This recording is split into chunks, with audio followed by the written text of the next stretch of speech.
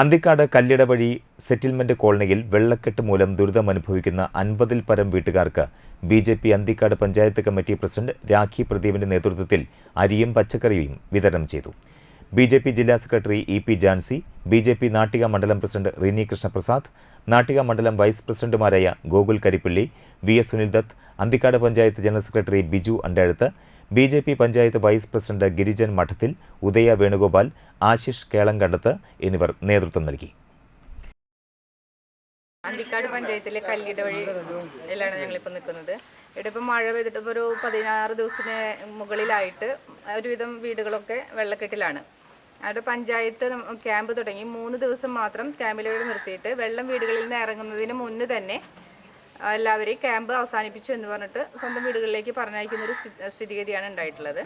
അപ്പോൾ നമുക്ക് ഇപ്പോൾ ഇവിടെ നമ്മൾ കേന്ദ്രമന്ത്രി സുരേഷ് ഗോപിക്ക് കൊടുത്ത റിപ്പോർട്ട് പ്രകാരം അദ്ദേഹത്തിൻ്റെ നിർദ്ദേശം അനുസരിച്ചിട്ട് നമ്മളിവിടെ എല്ലാ വീടുകളിലും അവർക്കൊരു ചെറിയ സഹായം എന്ന രീതിയിൽ അരിയും കുറച്ച് പച്ചക്കറിയും നൽകിക്കൊണ്ടിരിക്കുന്നതാണ്. അതേസമയം തന്നെ നമ്മുടെ കേന്ദ്രമന്ത്രിയുടെ PA ഇവിടെ സ്ഥിതികൾ വിലയിരുത്തി ഇനി അവർക്ക് വെള്ളത്തിൻ്റെ ഒഴുക്കൊന്ന് തടയാനായിട്ട് വരും കാലങ്ങളിലായാലും എല്ലാ വർഷവും ക്യാമ്പിൽ പോകേണ്ട ഒരു അവസ്ഥയാണ് ഇവിടെ. അപ്പോൾ അതിന് എന്ത് ചെയ്യാൻ പറ്റും എന്നുള്ളത് ഇവിടുത്തെ നാട്ടുകാരുടെ ഒരു അഭിപ്രായം എടുക്കാനായിട്ട് അദ്ദേഹവും കുറച്ച് കഴിയുമ്പോൾ എത്തിച്ചേരുന്നതാണ്.